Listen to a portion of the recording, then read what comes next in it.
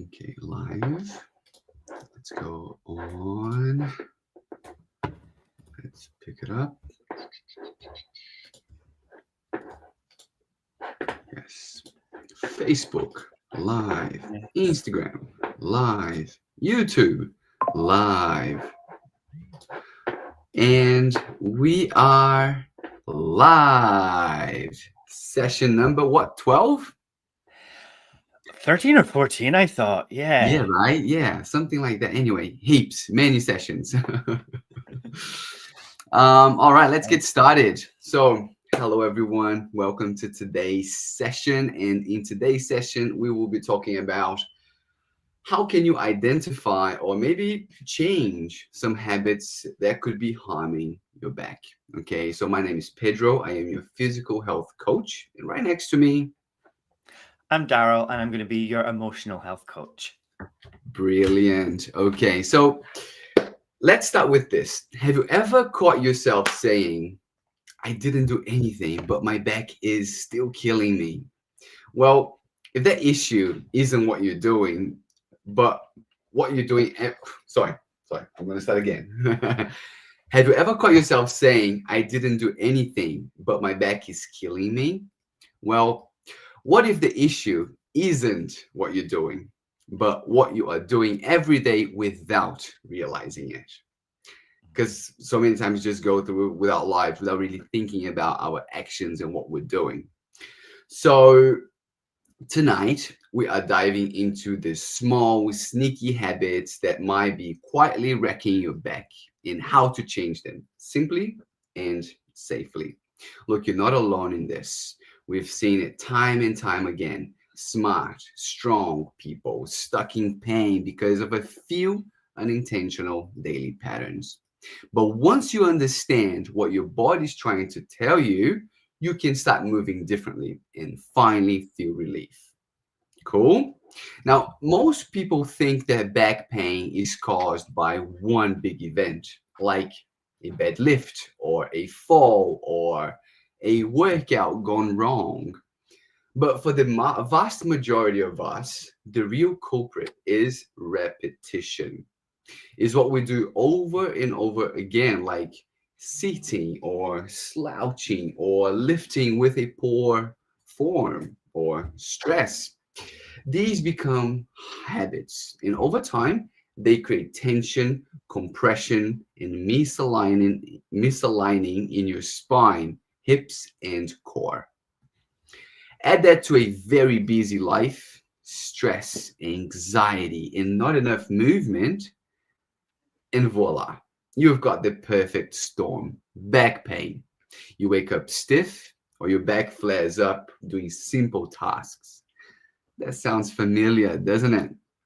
But here's the truth: your body is not broken. I'm going to say that again. Your body is not broken. It's just asking for something new. Okay. And it's up to you to listen to it.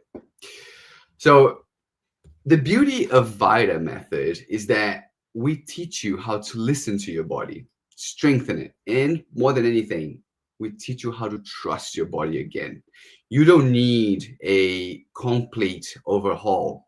You just need a few focused shifts and you need to know how to move again. Make sense? So, in today's session, I want to share two tips, and Daryl will share two tips as well. Do you want to get started? Should I get started? Your call. Yes. Why don't I get started? Right. So, hi guys. I am your emotional health coach. So, I'm also an expert in hypnotherapy and habit change. So, I'm looking forward to tonight and hopefully helping you change some of those habits that are really going to be causing you back pain. And of course, I'm going to focus on the mental and emotional aspects of back pain and the problems that arise from it.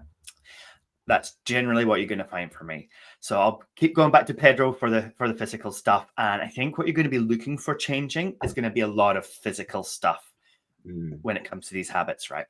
So how do we do that? How do we identify and then change habits that harm our lower back? Well, To be really, really basic, the first step is to first find out what the fuck's causing it, right? So what is causing the back pain?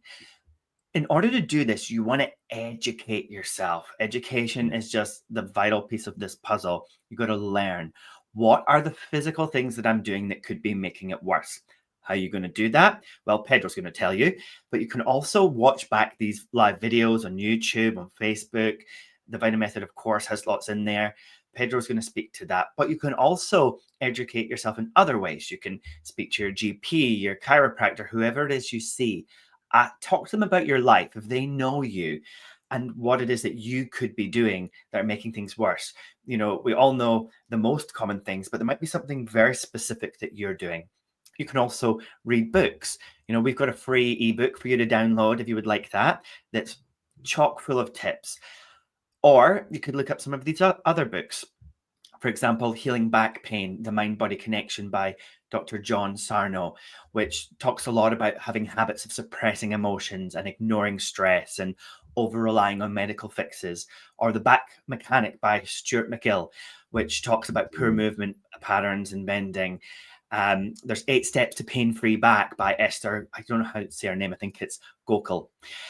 So anyway, you can start reading up, get more information, or if you're a visual person and you like interaction, come to these and start to learn which of the things we're mentioning might be something that you're doing. Okay, once you've been educated, you have information, and when you have information, you can make different choices. Mm-hmm. Step 2 of identifying is from the emotional side to look at what emotions could be making your back pain worse. You know, the premise of the Vita Method is that stress and emotions affect your lower back pain. Do you want to know how to identify that?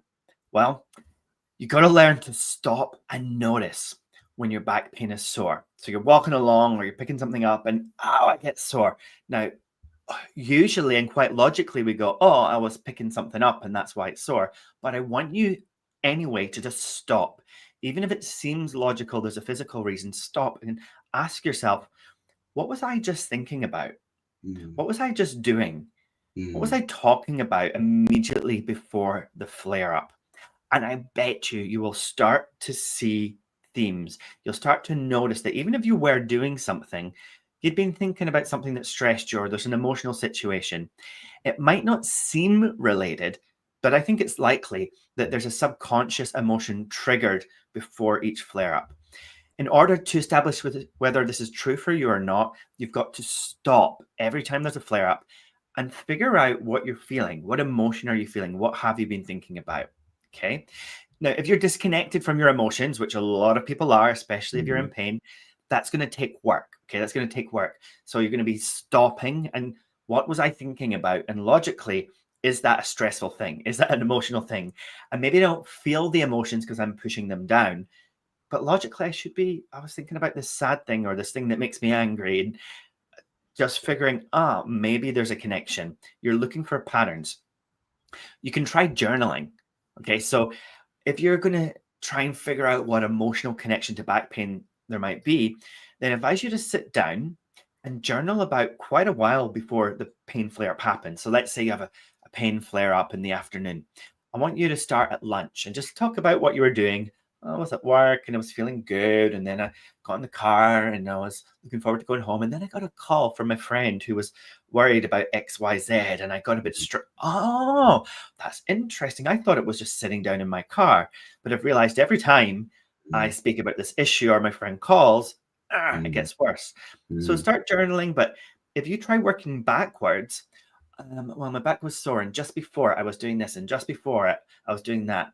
That's how we normally try to remember things, but our brains don't work that way. It's much better if you go further back than you think you need to and work your way forward. Okay. So if you do these things, you should be able to identify if there's an emotion that triggers your back pain, an emotional habit of talking to someone, doing something, or if there's a physical habit. After Pedro, I'll go back to you in a second. What I'm then going to do is tell you how you can change your habits. So for now, back to you. Yeah, it's easy to see why painkillers are so popular, right? In order to understand your pain and understand yourself requires work. And we are very busy as species in 2025. We just don't have a lot of time, and life carries on, and you've got to do the things that you need to do, but your pain is in the way. So you take a pill and you just carry on. Yes, I'm not saying that you shouldn't do that because you know your life better than all of us. Yeah. But there's a trade off there. Okay. This quick fix is going to get you hooked. And then every time you feel pain, you need a trigger. The pain's the trigger. Whenever you take the medicine, the painkiller, or whatever, your brain sends a signal saying, oof, this is nice. Let's release dopamine because the pain's going to go away. And that keeps you hooked. The trade-off is you're hooked. If you stop, look, it's a few seconds before you take any action. If you stop and start to understand more about yourself and your pain, this is the solution for long-term relief. Okay. If you want to live your life without pain, you've got to take action. And only you can do that. But I get it. Okay. So let me share with you a couple things. So let me start by talking about habits. Okay. So sitting all day without breaks, that's normal. We're Mm, busy. Okay. So even if you're seated and you've got a good posture, if you are sitting for more than 6 hours, your hips will tighten up, your core will weaken, and your lower back will take the hit because your core and your hips are the foundation for your back. If these yeah. two are not working as they should, your back will feel pain. Okay. So over time, these two will compress your lumbar spine. So try to set a timer every, I don't know, 90 to 2 hours, 90 minutes to 2 hours. Yeah. So every 2 hours, 2 hours. When it goes off, you stand up. You're going to roll your shoulders back. You start from the top and work your way down. Okay. So you start with rolling your shoulders. Look, this is going to take about 3, 4 minutes. Okay. Roll your shoulders, stretch, move, twist your spine a little bit here and there. Again, the goal is to get blood flow running on your back, on your hips. This is going to help with the relief as well. Once you're working your way down and you get to your hips, there are a couple things that you can do. Okay. So let me quickly show you here. Yes. There you go. So one thing, once you get to your hips, cross one leg over. Yeah, this is what it looks like. Your knee might be up here, but all you have to do is keep your back straight and lean forward. You're going to feel a stretch right on your glute. Okay. So you can hold on each leg. Yeah. For about 30 seconds to a minute. Really focus on your breathing. So these exercises here will stretch your glutes. The second one will stretch the front side of your thighs, your hip flexor. Your hip flexor is the only muscle connecting your spine to your lower body. Okay, when you're seated, that muscle is compressed. That's also the same muscle responsible for your balance. So let me quickly show you.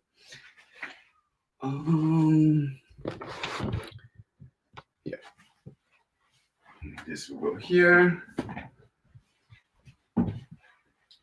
So one foot on the surface, lift the other leg. Now, the goal here is to do the opposite of when you do when you're seated, yeah? So, see this U shape?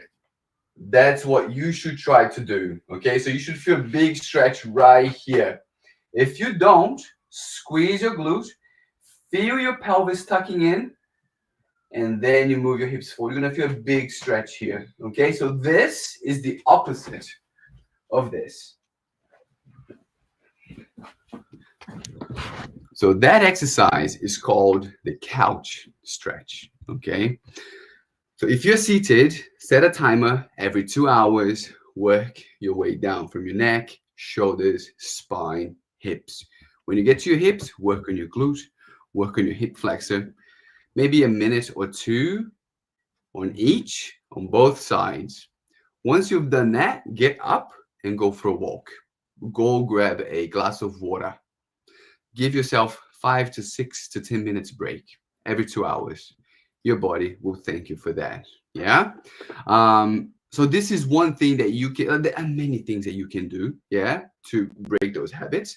But this is a good strategy if you are seated all day and you suffer back pain. Cool. On to Daryl. Awesome, thank you. It's such an important habit to break, and every client that I have in my clinic, when I speak to them, they all know that there's times of the day. It might not be the whole day. They might not do like a 9 to 5 sitting on a desk, but there's times of the day when they are not moving for more than 2 hours. And so just to recognize if that's a habit for you, to set an alarm or do whatever you need to do in order to make sure, and then go through that. That's great. And I love things that I can do on the sofa. I love no, I'm happy to go out and go for a walk or go to the gym or whatever, but I love it if there's something I can just do on the sofa. It doesn't take me any time. I don't need to plan it. I can just jump into it. So that's fantastic. So let's assume, guys, that you have identified a habit that you want to change, right? So you've done some education, you've watched some videos, and you've noticed, oh, I do that.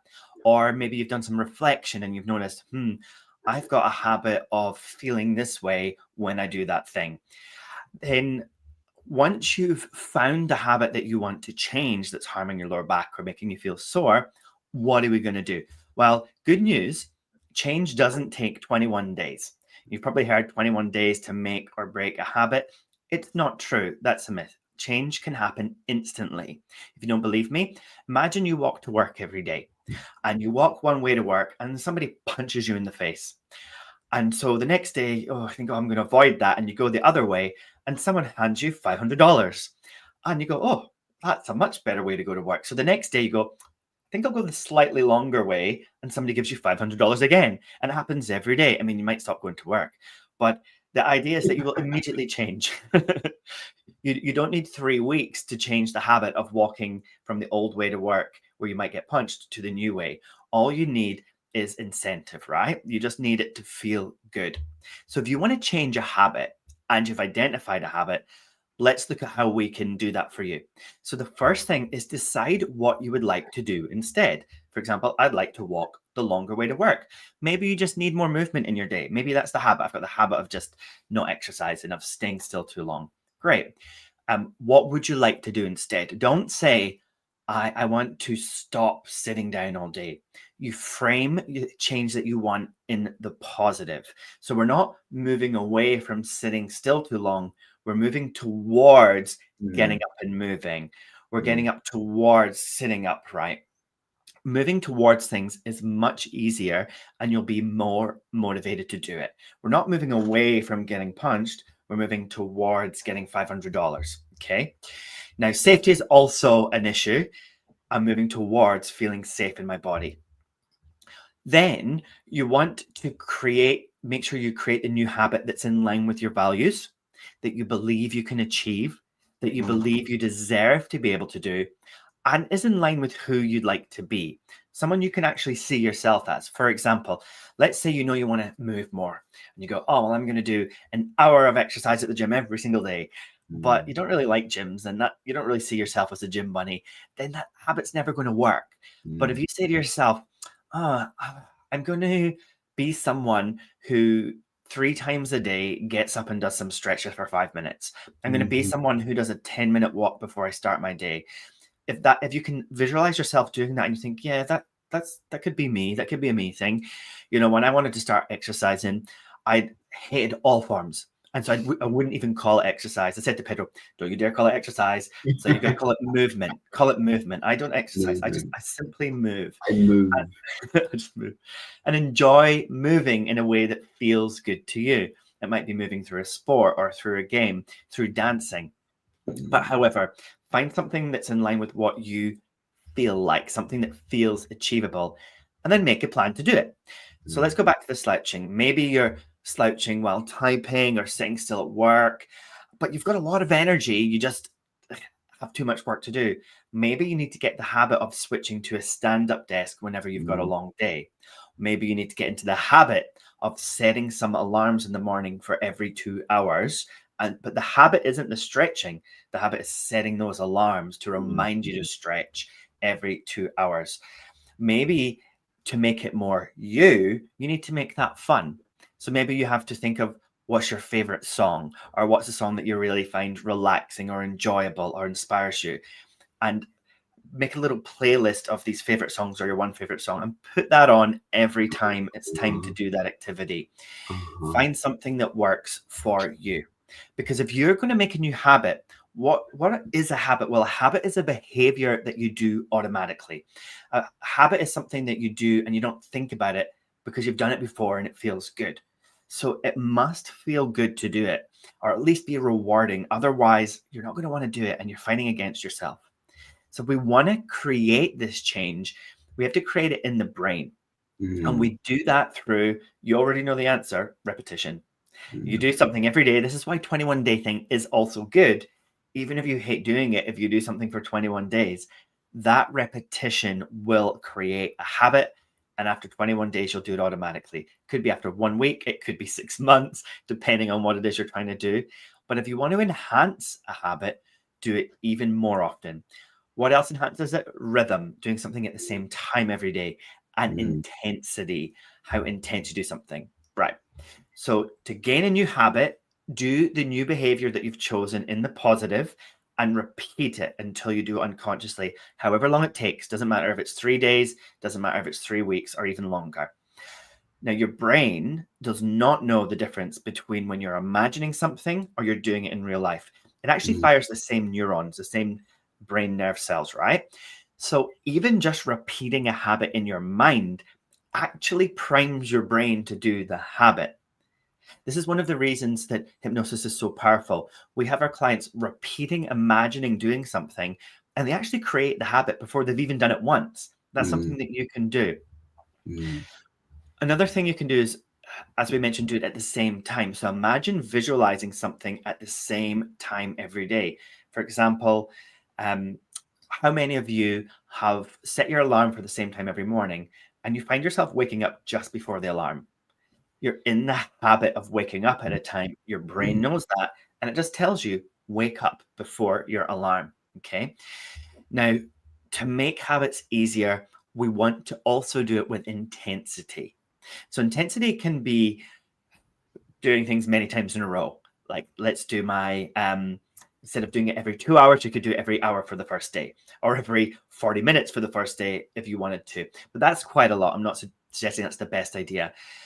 However, there are some other habits that might respond really well to intensity, such as practicing a chord on the guitar or Mm. going through vocabulary lists if you're learning a new language. Just doing that intensely for 6, 10 hours can have this massive result on your mind where the brain goes, this is really intense. I better start learning this.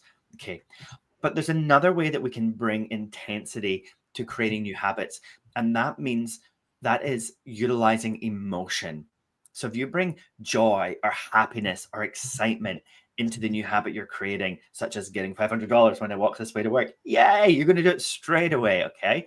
So think to yourself, this new habit that I want, how can I make it joyful? How can I make it fun? How can I make Mm. it interesting? Mm. Come back to the music. This is where finding a song that represents the new you, being strong, being confident, being pain free, or just being happy and listening to that song, maybe something you listened to as a teenager that you absolutely love, and playing that while you do the new behavior, just that first few times at least, it can anchor in a positive feeling to the new behavior and you'll just want to do it. You'll just really look forward to it. Okay. Mm. And Mm. also listen to the song while you're getting ready to do it. So, for example, oh, my alarm goes off at my 2 hourly mark, favorite song goes on.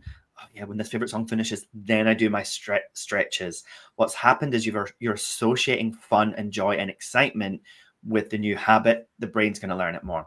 Okay, so have you got a new habit in your mind that you would like to put in, that you'd like to install? Let's do that really quickly. It'll just take 1 minute, okay? Let's do it in our mind. Remember, the brain doesn't know the difference between fantasy and reality. So if you close your eyes, think of the new habit that you would like to create. It doesn't have to be back pain related to learn this technique. You can do anything at all. What's the new habit? Maybe you want to stretch every 2 hours. Maybe you want to walk a little bit more. Just take slow, deep breaths, whatever feels good to you.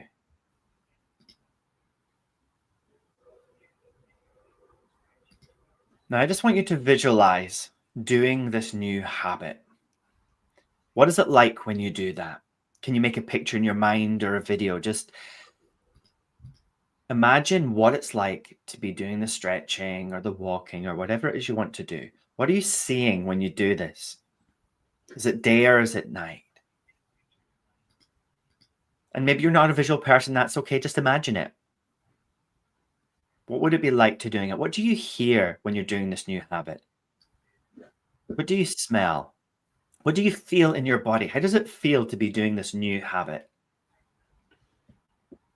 How does it feel to do this new habit to completion? And how do you feel after? Do you feel happy with yourself? Do you feel comfortable? What's it like? What are people saying to you about how you're looking, how you're doing?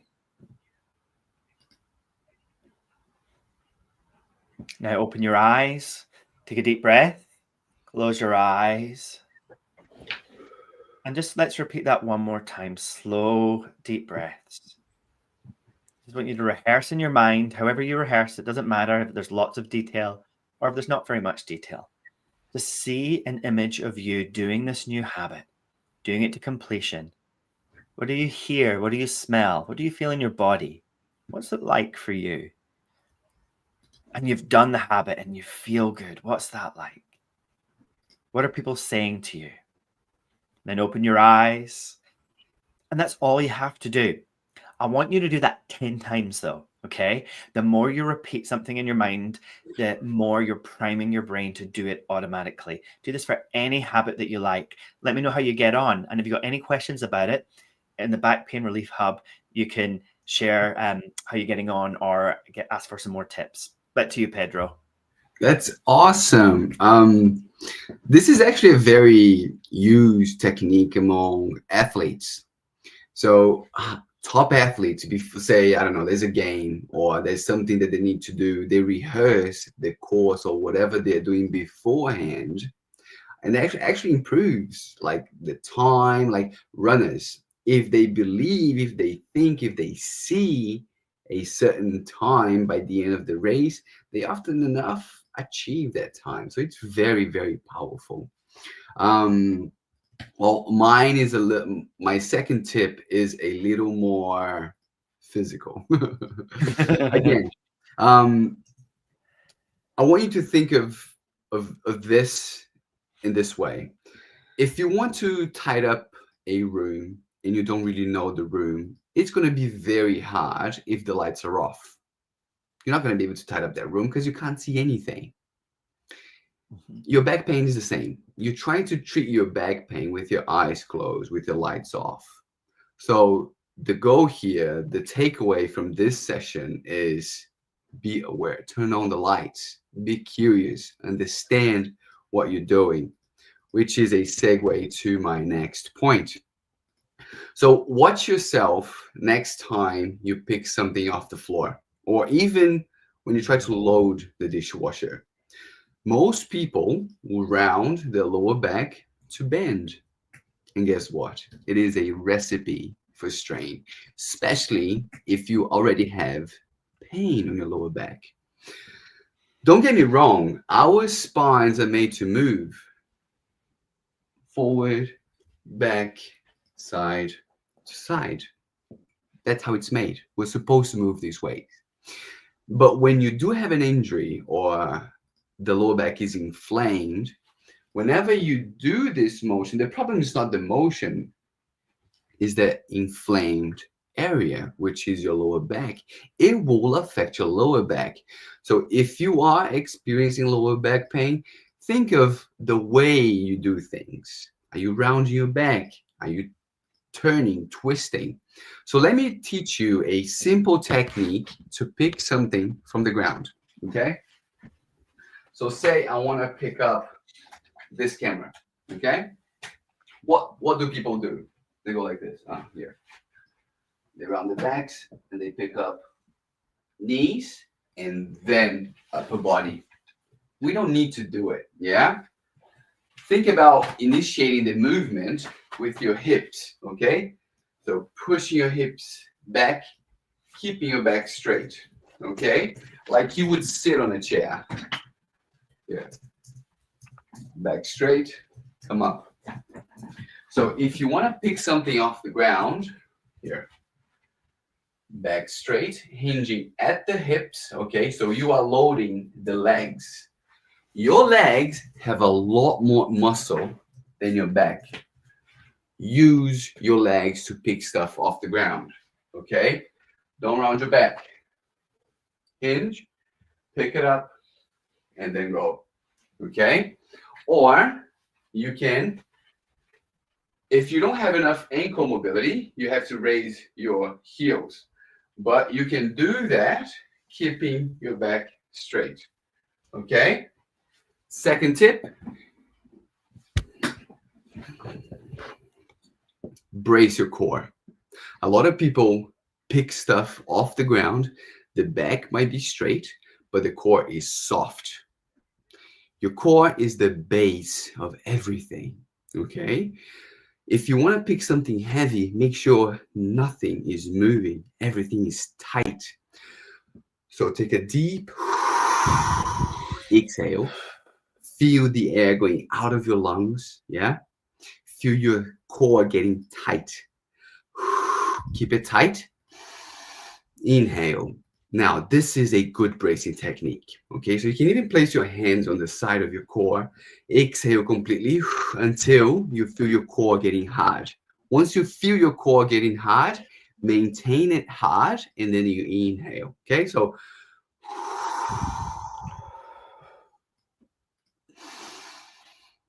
there you go. So now you've got air, you can move, you can do whatever, but your core is tight.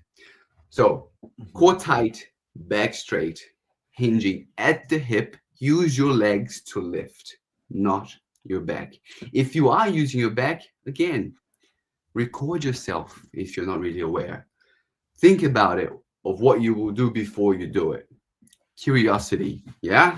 The name of the game is curiosity. So yeah, that's the 2 tips. There are many tips. I mean, if you have any more questions, join the group, ask us the question there. If you are ready to take action, join the challenge. It's only $7.99. I know you can afford, and it's going to be very, very good for your back. I will be guiding you through physical exercises. Daryl will be guiding you through emotional exercises. Very different from anything you see out there. Give it a try and let us know what you think. And that's us. You guys are all ready to go. Let us know how you get on. Thanks, Pedro. All right. I'll see you guys later. Thank you for joining.